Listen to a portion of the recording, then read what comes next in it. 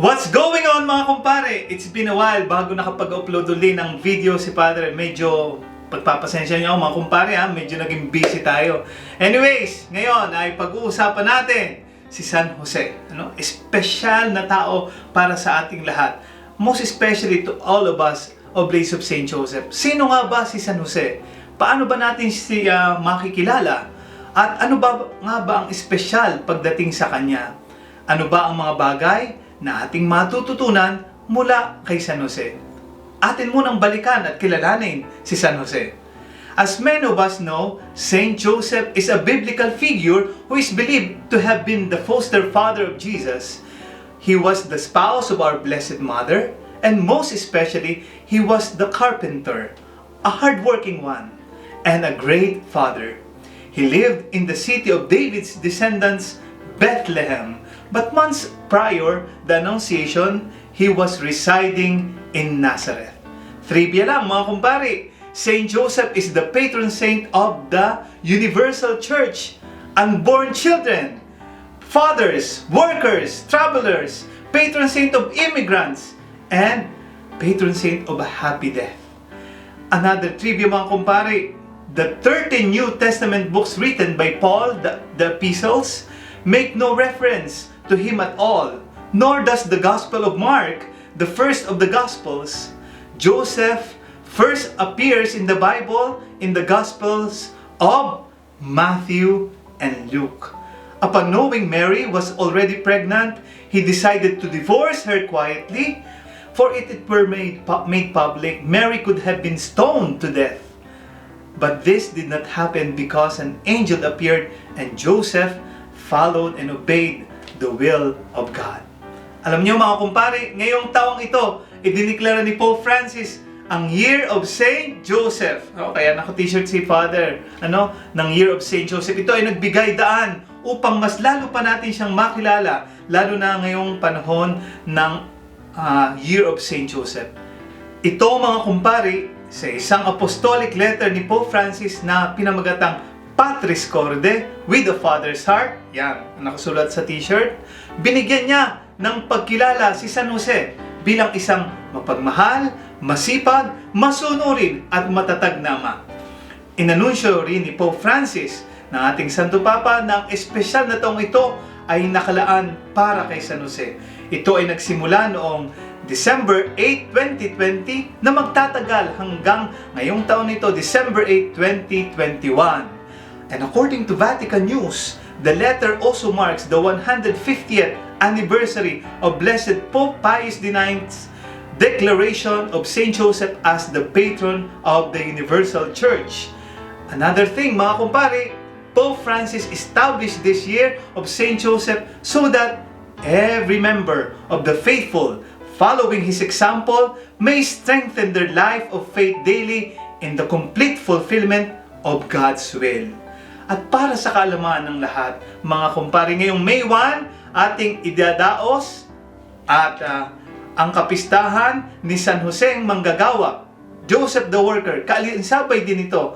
Ang Apostolic Penitentiary ay nagsabi, to reaffirm the universality of St. Joseph's patronage in the Church, it would grant a plenary indulgence to Catholics who recite any approved prayer or act of piety in honor of Saint Joseph. Wow! Especially on March 19, the Saint Solemnity as spouse of the Blessed Virgin Mary. At ngayon nga, nakilala na nga natin kung sino si Saint Joseph. Ngayong taon rin ito ay magkakaroon ng national consecration to Saint Joseph. Pero paano nga ba ginaganap itong consecration to Saint Joseph? And why do we need to consecrate to Saint Joseph? Ito ay isang programa ng CBCP para din sa pagdiriwang ng pagkakatalaga ni Pope Francis ngayong ito bilang Year of St. Joseph. We have this 33-day preparation for the consecration to St. Joseph, which includes an impressive number of remarkable quotes by the popes, saints about the glorious St. Joseph. Isang libro ito, sana magkaroon kayo ng kopya. And on May 1, 2021, ngayon, the Catholic bishops of the Philippines will consecrate the nation, the whole Philippines, under the patronage of Saint Joseph. At ito ay gaganapin sa National Shrine of St. Joseph in Cebu City, headed by the President of the CBCP at 9 a.m. and will be preceded by the Rosary. At syempre, hindi mawawala ang banal na misa sa National Shrine at 10 a.m. to be presided over by Cebu Archbishop Jose S. Palma, and afternoon ay magkakaroon ng Act of Consecration to St. Joseph na pamumuna ng presidente ng CBCP na si Archbishop Romulo Valles na Arsobispo ng Davao. Kaya mga kumpari, kita-kita tayo dyan at sabay-sabay tayong magsakdal kay Poong San Jose. Mga kumpari, ngayon alam na natin kung paano nga ba ginaganap itong consecration to St. Joseph. So mga kumpare, ngayon alam na natin kung paano nga ba ginaganap itong consecration to St. Joseph. Ay ngayon naman, ano nga ba ang kahalagahan nito sa atin? First and foremost, consecrating ourselves to St. Joseph help us to become like another Joseph for Jesus, Mary, and to the Church. It prepares us to become more holy, faithful, and loving, and to increase the presence of God in our life. Remember what St. Joseph Marelo tells us, noise makes no good, and good makes no noise. May we realize that even though we have a world full of different loud voices and noise of problems, criticism, chaos, we can be like St. Joseph, to be a silent and ordinary man who seek God at all times. Hindi pa dalos-dalos, always asking what is the will of God. Who will always choose to become silent? St. Joseph does not contribute to the noise of the world, but doing what is pleasing in the eyes of God. FYI, for your information mga kumpare, May 1 is not just the feast of St. Joseph, but the feast of the title given to him, St. Joseph the Worker. Bakit nga ba ito tinatawag na St. Joseph the Worker? May Day, alam nyo, is a celebration for workers sponsored by the communists, and Pope Pius XII instituted the Feast of St. Joseph the Worker in 1955 to consecrate this day, this month. This feast extends the long relationship between Joseph and the cause of workers in both Catholic faith and devotion. Beginning in the book of Genesis, the dignity of human work was been long celebrated as participation in the creative work of God, and by work, humankind both fulfills the command found in Genesis to care for the earth and to be productive in their labors. Saint Joseph, the carpenter and foster father of Jesus, is but one example of the holiness of human labor. This silent saint, who was given the noble task of caring and watching over the Virgin Mary and Jesus, now cares for and watches over the Church and models for all the dignity of human work. Kaya, ganito na lamang kahalaga sa atin ang mga Katoliko, ang paggunita natin sa piyestang ito ng St. Joseph the Worker. Alam niyo ba mga kumpari na sa pagsalubong natin sa piyesta ni St. Joseph the Worker ay tayo pinaalalahanan nito. Acronym ng worker. First, W stands for wisdom. O, obedience. R, righteous. K, kindness. E, eagerness. And R, radiant. Kaya mga minamahal kong mga kumpare, sana matutunan natin itong mga virtues ni St. Joseph na ito. At yan mga kumpare, nabigyan na rin natin ng pagpapaliwanag ang programa ng CBCP kaugnay ng National Consecration to St. Joseph sa May 1. At nagkaroon na rin tayo ng pagninilay about sa life ni St. Joseph and even the feast of St. Joseph the Worker, na siya namang kapistahan kasabay ng mangyayari ngayong consecration to St. Joseph. Ngayon naman mga kumpare, bilang mga oblatos, tayo ay pamilyar sa Litany of St. Joseph.